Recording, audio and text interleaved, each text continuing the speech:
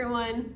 In this video, we will be talking about how to find the number of protons, neutrons, and electrons in isotopes and ions. So I'm just going to jump right into some instructions for finding these different subatomic particles. So first of all, finding the protons is pretty easy. The number of protons is just going to be equal to the atomic number. So you just need to remember protons is equal to the atomic number, which is the top number on the periodic table.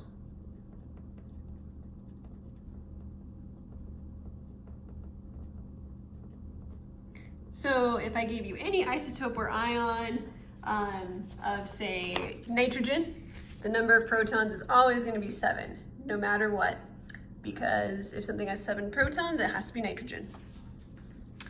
Then, to find the electrons, it depends on whether you have a neutral atom or an ion. So if you have a neutral atom, so no charge, then the number of protons will equal the number of electrons. So the number of electrons will be equal to the number of protons.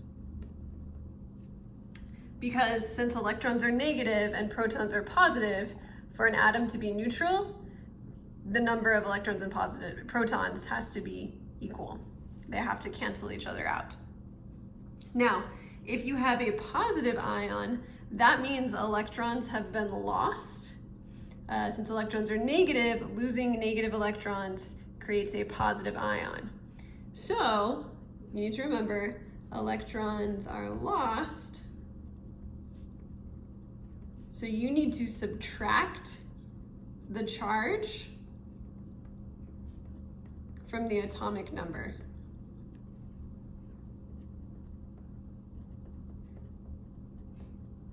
And we'll see some examples of this later on.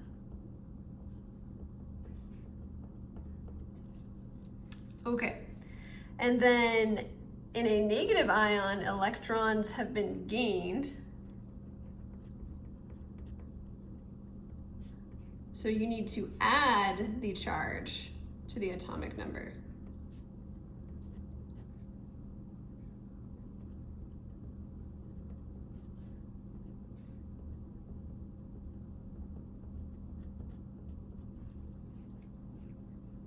Okay, and then finally, for finding the neutrons, you need to do the mass number, which is the protons and the neutrons, minus the atomic number, which is just the protons. So you're basically subtracting the protons from the mass number.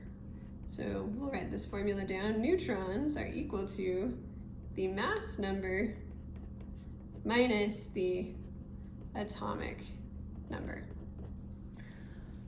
Okay, so let's look at some examples and then some of these instructions will make a lot more sense. So here is our first one. How many protons, neutrons, and electrons are in an atom of, this is titanium-48. So we need to remember from an earlier class that sometimes we will see chemical symbols like this. The mass number is the top number, the atomic number is the bottom number. So the number of protons is the bottom number. So our protons, I'm just going to abbreviate with a P here. So our protons will just be this atomic number, so 22. To find the neutrons, remember we need to do the mass number minus the atomic number. So the big number minus the small number. So for the neutrons, we would do 48 minus 22, that would equal 26. Notice the protons and neutrons do not have to be equal. In fact, they usually are not. So protons and neutrons will often be different. And then this is a neutral atom. We know it's neutral because there's no charge up here in the top right. If it's an ion, there will be a charge up here in the top right. So since it's neutral, the number of electrons is going to be equal to the number of protons. So our electrons will just be 22. Okay, let's look at a couple more examples where the isotopes and or ions are written differently. So this one says how many protons, neutrons, and electrons are in an atom of uranium-238. So again, remembering from an earlier class, sometimes we will write isotopes with the element name and a dash and then the mass number. So remember, the mass number is the protons and the neutrons. So that means we need to look on the periodic table to find the number of protons, because the atomic number, the number of protons, is not given in this symbol. So we need to find uranium. It's right here. It's number 92. So it's got 92 protons. So we'll write protons are 92. To find the neutrons, we need to do the mass number minus the atomic number. So we need to do 238 minus 92. So our neutrons will be 238 minus 92. And that will equal 146. So the bigger the elements get, the more neutrons they have compared to the number of protons. So you'll notice these bigger elements have a ton of neutrons. And then this is still a neutral atom. This dash is not a negative, this is just a dash to separate the element name and the mass number. So the number of electrons will be the same as the protons, so it will be 92. Okay, and then finally, we need to do an example with an ion. So this one is, how many protons, neutrons, and electrons are in an atom of magnesium 26?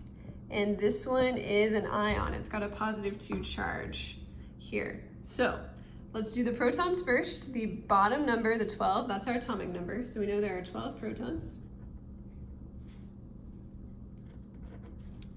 And then to find the number of neutrons, we need to do the mass number minus the atomic number. So 26 minus 12, which would give us 14. So the neutrons will be 26 minus 12, which will give us 14 neutrons. And then since this is a positive ion, that means electrons have been lost. So we can look up here, finding electrons in a positive ion, we need to subtract the charge from the atomic number.